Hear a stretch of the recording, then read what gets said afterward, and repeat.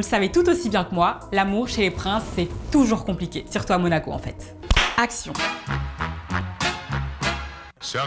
Toutes les love stories sont-elles possibles au palais? Mariage, divorce, remariage, pas toujours facile de s'y retrouver dans cet arbre généalogique à Monaco. Wow. Oui, c'est bien Gad Elmaleh là au milieu. Eh dis donc, Pichounou, Loulou. Il a eu un enfant avec Charlotte Casiraghi, qui n'est autre que la nièce du prince actuel, Albert II de Monaco. Les portes du palais sont sans doute parmi les plus ouvertes du Gotha, mais on ne fait pas ce qu'on veut à Monaco. Les histoires compliquées font la couverture des magazines depuis longtemps. Avant la love story de Grace Kelly, le prince Louis II avait déjà épousé une comédienne qui s'appelle Guylaine Domanget. Louis II qui avait déjà fait un enfant, la princesse Charlotte.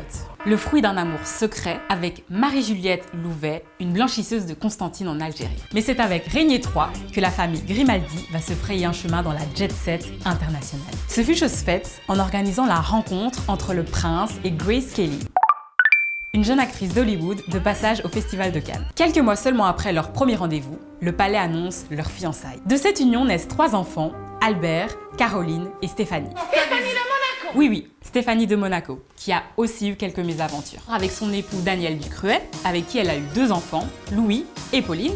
Lui, il a eu une aventure avec une jeune stripteaseuse belge. Autour du prince actuel, Albert II.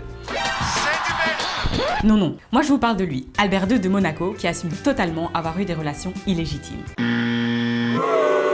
Depuis 2011, il est marié avec Charlène, une nageuse sud-africaine. Ils se rencontrent loin des soirées mondaines, lors d'un tournoi de natation. Comme quoi, toutes les histoires sont possibles à Monaco. En parlant de Charlène, bien que très discrète à la base, loin du Gotha, elle a dû se soumettre à quelques obligations. Comme dans toute monarchie, la représentation est primordiale. Elle doit assister à de nombreuses cérémonies, mais elle doit aussi, comme toutes les princesses, s'engager dans des causes caritatives. Et évidemment, interdiction de continuer d'exercer son ancien job et participer à des compétitions de natation. Quand on devient princesse, c'est à temps plein.